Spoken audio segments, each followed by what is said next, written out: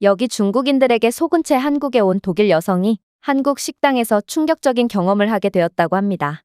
그녀는 온몸에 소름이 돋은 채로 이럴 수는 없다는 말만 반복하는데요. 그렇다면 그녀가 한국에서 대체 무슨 경험을 했던 것일까요? 안녕하세요.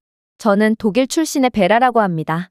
저는 초등학교까지만 독일에서 나오고 중학생 때부터는 중국에서 의류 사업을 하시는 아빠를 따라 중국에서 자라게 되었는데요. 그리고 마침내 중국에서 대학교까지 졸업하게 된 저는 결정의 기로에 서게 되었죠. 바로 아빠의 의류 사업을 도우면서 사업을 이어받을 것인가 아니면 저만의 사업을 도전해 보는 것이냐였는데요. 결국 의류보다는 요식업에 더욱 관심이 있던 저는 저만의 식당을 차려보기로 결정했습니다. 저는 제가 차린 식당은 무조건 성공할 것이라고 생각했어요. 아직 중국에서 유럽 각국의 요리를 하나의 식당에서 경험할 수 있는 형태의 식당은 그리 많지도 않았고, 저는 우연히 획기적인 요식업 아이디어를 얻게 되었거든요. 그건 바로 한국식 식당 모델이었는데, 한국 식당에서는 기본적으로 모든 반찬이 무한리필이었고, 심지어 무한리필 뷔페까지 존재하고 있었죠. 저는 이러한 다소 파격적인 시스템이 멀쩡히 운영된다는 점에 매우 큰 감명을 받았고, 그대로 제 식당에도 도입해보기로 했습니다. 아빠는 이런 저를 보고 미쳤다면서 중국인들은 한국인들과 수준 자체가 다르다며 한국인들은 기본적인 시민의식이 뒷받쳐주기 때문에 그러한 시스템이 유지될 수 있는 거라고 말해왔는데요. 그러면서 중국인들은 마치 초원을 순식간에 앗아가는 메뚜기 떼처럼 제가 만든 모든 음식들을 축내고 말 거라며 경고하더라고요. 그러나 중화 사상이 섞인 교육을 받아왔던 저로서는 이러한 아빠의 말이 이해가 가지 않았습니다. 저는 분명 중국인들의 시민의식은 전 세계 최고 수준이라고 배웠고, 상대방에 대한 배려심이 가득한 중국인들은 전 세계인들의 모범이 되고 있다고 알고 있었거든요. 실제로 중국 언론이나 SNS 등에는 중국인들의 각종 선행과 모범적인 모습들로 도배가 되어 있는 수준이고, 저는 이러한 수준 높은 중국인들을 믿었기에 그대로 아빠의 조언을 무시한 채 양식 무한리필 뷔페를 차리게 되었습니다. 그런데 저는 식당 영업 첫날부터 경악을 금치 못하고 말았죠. 왜냐하면 중국인들은 음식을 최대한으로 먹지 않으면 손해라고 생각하는지 자신의 몸을 혹사시켜가면서 억지로 음식을 윗속으로 집어넣고 있었거든요. 이들은 단순히 많이 먹는 걸로 모자라 음식을 계속해서 먹기 위해 몇 시간이 지나도록 식당 테이블에 죽치고 앉아 있었으며, 심지어 아침에 와서 마감때까지 자리를 지키며 잠과 식사만을 반복하는 중국인도 있었습니다. 저는 이러한 중국인들의 야만적인 모습에 큰 실망을 했고, 결국 입장 시간을 제한하는 초강수를 두게 되죠. 그러나 변한 건 딱히 없었습니다. 중국인들은 화장실에 토를 하고 위장을 비우면서까지 음식을 먹어댔고, 결국 화장실은 토 때문에 계속 막히고 매번 고장나기만 했거든요. 도대체 왜 자기 자신에게 고통을 주면서까지 억지로 음식을 먹으려고 하는 것인가? 저는 남에게 피해를 입히는 게 곧 자신에게 이득이 된다고 생각하는 중국인들의 모습에 학을 떼고 말았습니다. 그리고 얼마 안가 화장실을 폐쇄할 수밖에 없었죠. 중국인들은 화장실이 없어지니 가게 복도나 가게 밖에 토를 하고 식사를 이어나가는 등 도저히 믿기지가 않는 최악의 모습을 보였기에 저는 여전히 악몽 같은 경험을 이어나갈 수밖에 없었지만 말입니다. 그러나 문제는 여기서 끝이 아니었어요. 제 뷔페에서는 특정 시간마다 한정 수량으로 고급 스테이크를 제공하고 있는데, 중국인들은 그 시간만 다가오면 다른 음식은 건들지도 않고 대기하다가 스테이크가 뷔페 테이블에 진열되는 순간 손으로까지 집어대며 스테이크를 잽싸게 가져갔거든요. 그러한 과정에서 부상자도 나오고 스테이크가 바닥에 떨어지는 일도 있었지만, 중국인들은 아랑곳하지 않고 스테이크를 주워가더군요. 이러한 제도는 웬 중국인 아저씨가 스테이크가 나오자마자 침을 뱉어서 다른 사람들이 음식을 못 가져가게 하는 사건이 벌어진 이후 폐지해버렸지만, 저는 이때 인간 본성의 끝을 본 것 같아서 정신적으로 매우 피폐해졌습니다. 이 외에도 중국인들은 하도 주머니나 가방 속에 음식물을 담아서 훔쳐가고 들켜도 아랑곳하지 않고 뻔뻔하게 나오는 일이 많아서 저는 엄청난 적자를 볼 수밖에 없었습니다. 심지어 중국의 식재료 납품업자들은 딱 봐도 외국인처럼 생긴 제게 사기를 일삼곤 했는데요. 이들은 납품된 음식이 박스당 가격이 아닌 그램당 가격이라고 우겨대는 탓에 저는 속수무책으로 당할 수밖에 없었습니다. 실제로 이들은 계약서를 교묘하게 위조해놨고, 저는 중국어 회화는 가능하지만 중국인은 아니었기에 한자에 약해서 이들의 꼼수에 눈뜨고 당할 수밖에 없었거든요. 놀랍게도 이 모든 일은 영업을 시작한 지 한 달이 채 지나기도 전에 나온 일들이고, 결국 저는 엄청난 빚더미에 앉으며 가게를 폐업 처리할 수밖에 없었습니다. 그리고 이러한 분노의 감정은 뜬금없게도 한국으로 향하게 되었죠. 그렇게나 시민의식이 좋다던 중국인들도 이런 최악의 야만적인 모습만 보이는데 도대체 한국은 어떻게 음식을 원하는 만큼 제공하는 제도를 유지할 수가 있단 말인가? 저는 한국의 반찬을 무한정 제공하는 식당들은 전부 다 사기라고 확신했습니다. 제 참담한 실패를 본 중국인 친구들도 제가 본 한국 식당의 서비스는 전부 사기라며 자신들도 한국에 다녀온 적이 있는데 반찬 리필은 전부 돈을 받았다는 이야기를 해왔는데요. 저는 한국에 속아 모든 것을 잃었구나 싶어 울분의 감정을 느낄 수밖에 없었습니다. 역시나 이건 말이 안 되는 시스템이었던 것이죠. 그러다 저는 뜻밖에도 한국으로 가게 되었는데요. 아빠는 중국의 심각해진 경제 상황을 보고 중국은 더 이상 미래가 없다는 결정을 내리셨거든요. 여러 자문 과정을 거친 결과 아빠는 한국이야말로 비전이 있는 나라라고 확신하셨고 한국에서 새로운 의류 사업을 시작하기로 결정하셨죠. 사업을 거하게 말아먹고 빈털터리가 된 저는 시장 조사를 하러 떠난 아빠를 따라 한국에 갈 수밖에 없었고 그렇게 저는 억지로 사기의 나라인 한국에 입국하게 됩니다. 그런데 저는 한국에 도착하자마자 도저히 믿기 어려운 장면을 목격하게 되었습니다. 저는 한강이라는 한국의 대표적인 명소에 들르게 되었는데요. 그런데 한강물은 이상하리만큼 맑았고 한강 주변의 공원이나 산책로에도 쓰레기가 전혀 보이지 않더라고요. 이건 정말 이상한 광경이었습니다. 한강은 서울이라는 대도시의 한복판에 있는 강이었고 중국에서 이렇게 유동인구가 많은 강에는 예외 없이 쓰레기와 배설물들이 나뒹굴고 있거든요. 당연히 중국의 강물은 원래의 투명한 색깔을 잃어버린 지 오래고 각종 쓰레기들이 떠다니는 흉물스러운 모습만을 보여주고 있습니다. 그런데 어떻게 한국은 도시 한복판에 이 정도로 관리가 잘 된 강을 갖고 있을 수가 있는지 이건 전 국민의 하나된 노력이 없다면 절대로 불가능한 일이었기에 저는 어쩌면 한국인들의 시민의식 수준은 중국과는 차원이 다르다는 아빠의 말이 맞을 수도 있겠구나 싶은 생각이 들었습니다. 하지만 이러한 제 감탄은 그리 오래가지 못했습니다. 제겐 곧이어 도저히 감당하기 힘든 충격적인 사고가 찾아왔거든요. 바로 아름다운 한강의 모습을 넋놓고 보고 있던 저는 실수로 지갑을 한강에 떨어뜨리고 말았는데요. 일반적인 지갑이었다면 그냥 넘어갈 수도 있었겠지만 문제는 그 지갑은 돌아가신 엄마의 유품이었다는 것입니다. 사실 제가 독일에서 중국으로 넘어오게 된 이유도 엄마가 사고로 세상을 떠나셨기 때문이었죠. 저는 순간 패닉에 빠져 온몸이 굳어버리고 말았습니다. 그리고 뇌가 정지되어 아무 행동도 하지 못한 사이에 지갑은 이제는 도저히 되찾을 수 없는 곳까지 떠내려갔더라고요. 지갑에 든 돈이야 어찌되든 아무런 상관이 없었습니다.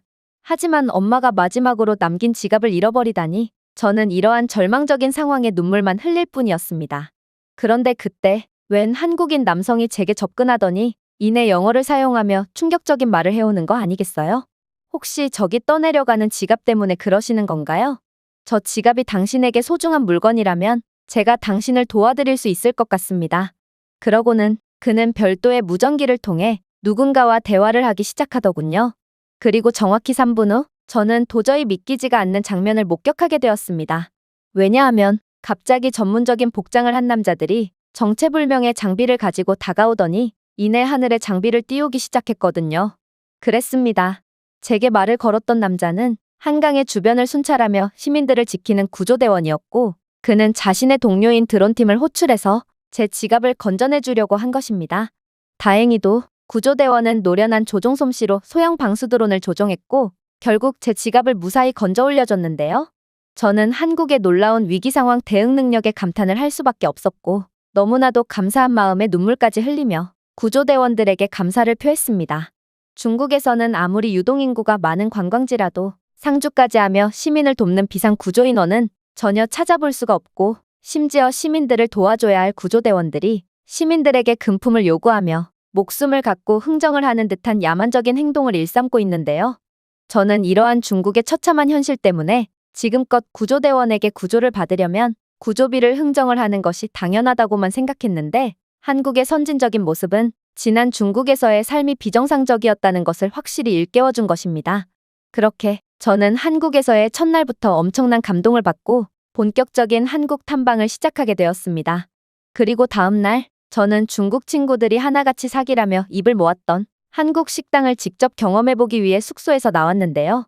마침 숙소 앞에 그럴듯해 보이는 식당이 있었기에 저는 그대로 식당으로 향하게 됩니다. 그런데 저는 한국 식당에 들어가자마자 공포에 질릴 수밖에 없었습니다. 왜냐하면 주인 아저씨의 얼굴이 너무나도 험상궂게 생겼을 뿐더러 중국인들과는 달리 한국인들은 키와 체격도 매우 커서 너무 무서웠거든요. 저는 그의 얼굴을 보자마자 그야말로 온몸이 굳어버렸고 그대로 식당 밖을 나갈 용기도 안 나서 저도 모르게 자리에 앉아버렸습니다. 심지어 가게에는 메뉴판조차 없어서 저는 벽에 쓰여있는 유일한 메뉴였던 불고기 백반을 주문했는데요. 그런데 한국인 가게 주인은 제 주문에 대꾸조차 안 한 채 그저 저를 흘깃보고 그대로 주방으로 들어가 버리는 거 아니겠어요? 저는 그의 다소 냉정한 태도를 보고 순간 한국의 모든 것은 사기이며 이들은 가난을 숨기려고 단체로 조작 영상을 만들므로써 외국인들에게 혼란을 주고 있다는 중국인들의 말이 떠올랐습니다. 하지만 역시나 이 식당에서 나갔다간 어떤 해코지를 당할지 모른다는 두려움이 들었기에 그저 떨리는 마음을 애써 진정시킨 채 음식을 기다릴 뿐이었죠.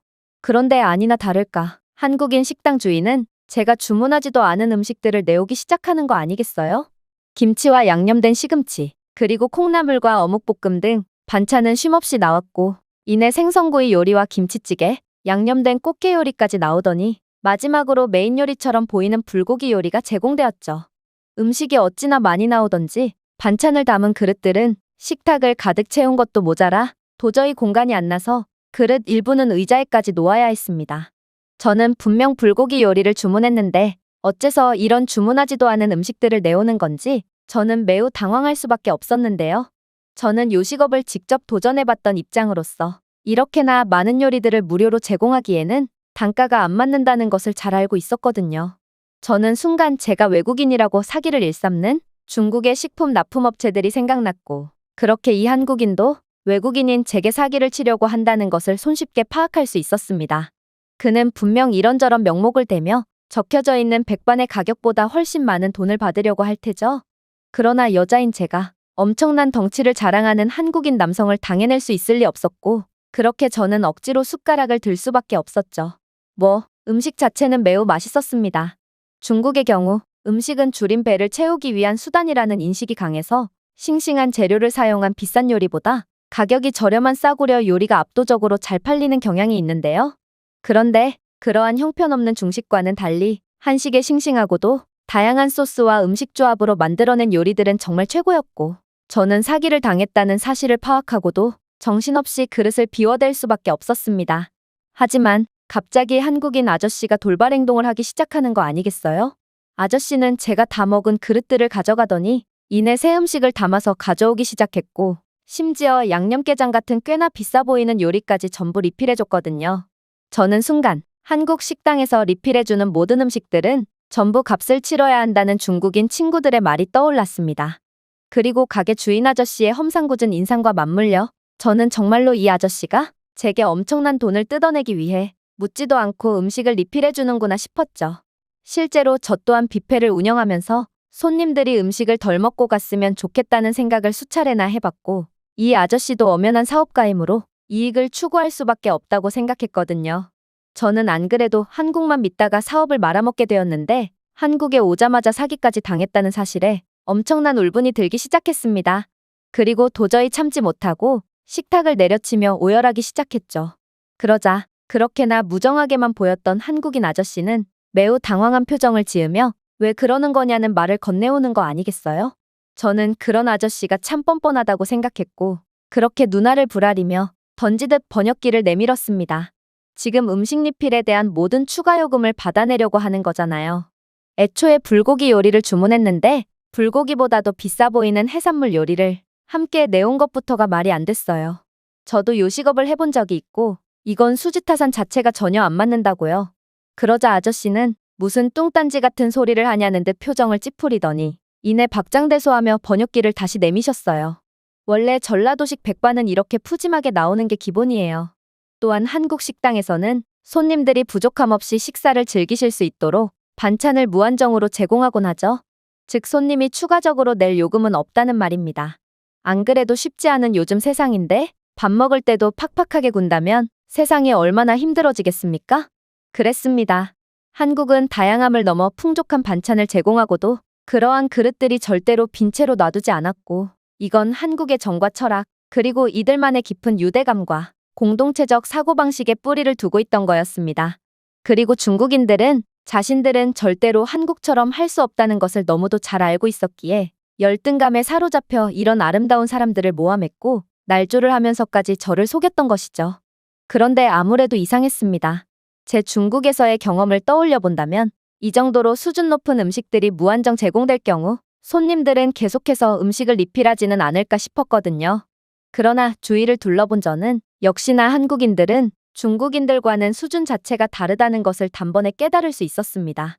왜냐하면 주위의 식사를 아는 한국인들은 아무리 공짜라도 욕심내지 않고 먹을 수 있을 만큼의 식사를 즐기고 있었거든요. 가게 주인이 빈 그릇을 보고 음식을 리필해 주려고 해도 한국인들은 배가 부르다는 듯 리필을 사양하곤 했죠.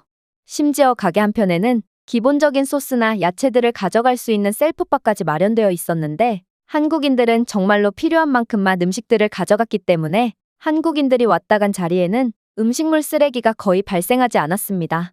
중국인들이 다녀간 자리에는 한 입만 베어문 음식들이 그릇에 수북이 쌓여 있다는 것을 고려한다면 이건 정말 놀라운 장면이었어요. 아무래도 한국인 가게 주인이 손님들을 배려하고 존중해주며 음식을 아낌없이 제공해주는 것처럼 한국인 손님들도 가게 주인을 배려하면서 욕심내지 않고 음식을 가져가는 것 같았는데요. 한국 식당의 음식 리필 문화도 이러한 아름다운 사회 분위기 덕분에 유지될 수 있었던 것 같았습니다.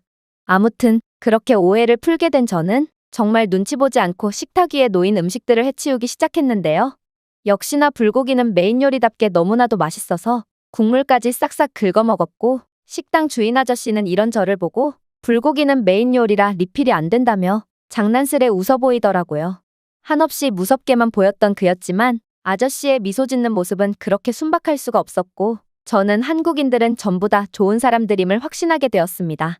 그렇게 저는 일체의 추가 요금 없이 정해진 값만 지불했고 아저씨는 다음에 또 오라며 계산대 앞에 놓인 사탕 몇 개를 쥐어주셨는데요. 저는 이런 사소한 부분 하나하나 마저 정감이 가는 한국의 따뜻한 분위기가 너무나도 마음에 들었고 이내 이곳에서 새로운 도전을 해보기로 마음을 먹게 됩니다. 바로 제가 중국에서 실패한 사업 모델을 그대로 한국에서 다시 도전해보는 것인데요. 아빠의 말씀처럼 제가 실패했던 이유는 중국인들이 한국인들만큼 수준이 높을 줄 착각했기 때문인 것 같았고 제가 만약 한국인들을 존중해준다면 한국인들도 제 요리를 충분히 존중해줄 거라고 확신하고 있거든요. 물론 이번 사업 자금은 아빠에게 부탁드려야 할 테지만 한국에서 유럽의 다양한 국가들의 음식을 한 번에 맛보는 형태의 뷔페는 거의 찾아볼 수 없기에 수준 높은 한국인들이 손님이 되어준다면 적어도 중국에서와 같은 실패는 경험하지 않을 것 같네요. 제가 준비해온 내용은 여기까지입니다. 끝까지 시청해주셔서 진심으로 감사드리며 여러분들의 구독과 좋아요, 알림 설정은 영상 제작에 큰 힘이 됩니다. 이상 세모튜브였습니다.